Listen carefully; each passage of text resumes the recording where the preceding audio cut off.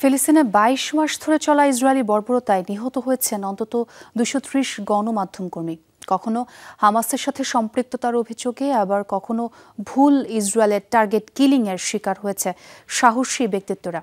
নিশ্চুপ পশ্চিমা বিশ্ব ও চিকিৎসার অভাবে ধুকে ধুকে হারিয়েছেন প্রাণ।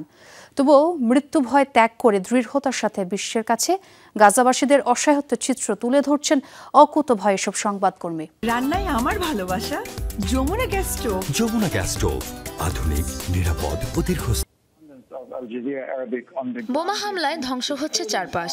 এরই মাঝে বুলেট প্রুফ জ্যাকেট ও নীলরঙা হেলমেট পরে দাঁড়িয়ে অকুতোভয় সাংবাদিক। আইডিএফ এর হাতে প্রতি মুহূর্তে প্রাণ যাওয়ার সংখ্যাকে তুড়ি মেরে উড়িয়ে বিশ্বের সামনে ইসরায়েলি বর্বরতা তুলে ধরতে মরিয়া সাহসী এই ব্যক্তিত্বরা। গেল ২২ মাসের আগ্রাসনে অন্তত ২৩০ গণমাধ্যম কর্মী নিহত হয়েছে ইসরায়েলি হামলায়। ২০২২ সালে দখলকৃত পশ্চিম তীরের এক শরণার্থী শিবিরে আইডিএফ এর অভিযানের তথ্য সংগ্রহ করতে গিয়ে নিহত হন কাতার ভিত্তিক সংবাদ মাধ্যম আল জাজিরার বিখ্যাত সাংবাদিক শিরিন আবু আখলে। সেই থেকে ইসরায়েলি বাহিনীর রকেট হামলা ও টার্গেট কিলিং এর শিকার হয়ে নির্মমভাবে প্রাণ হারিয়েছেন হিলমি আল ফাখওয়ার, ইসমাইল আল ঘোল ও তার ক্যামেরাম্যান রামি আল রিফি, মোহাম্মদ হিজাজি, আনাস আল শরীফ সহ বহু নিষ্ঠাবান সাংবাদিক। বোমা হামলায় দগ্ধ হয়ে যথাযথ চিকিৎসা ও ওষুধের অভাবে যন্ত্রণায় ধুকে ধুকে মারা গেছেন অনেক গণমাধ্যম কর্মী। প্রতিবারই নিজেদের সাফাই গাইতে এসব সাংবাদিকদের বিরুদ্ধে ফিলিস্তিনি স্বাধীনতাকামী সংগঠন হামাসের সাথে সন্ত্রাসী কর্মকাণ্ডে জড়িত থাকার অভিযোগ তোলে আইডিএফ।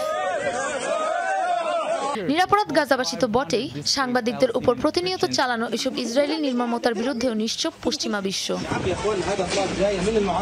মার্কিন গবেষণা সংস্থা Watson institute for international and public affairs বলছে, পৃথিবীতে সংগঠিত দুটি বিশ্বযুদ্ধের চেয়েও বেশি সাংবাদিকের মৃত্যু হয়েছে গাজায়, যা বহু আগে ছাড়িয়েছে ভিয়েতনাম, যুগোস্লোভাকিয়া কিংবা আফগানিস্তান যুদ্ধে নিহত সংবাদকর্মীদের সংখ্যা।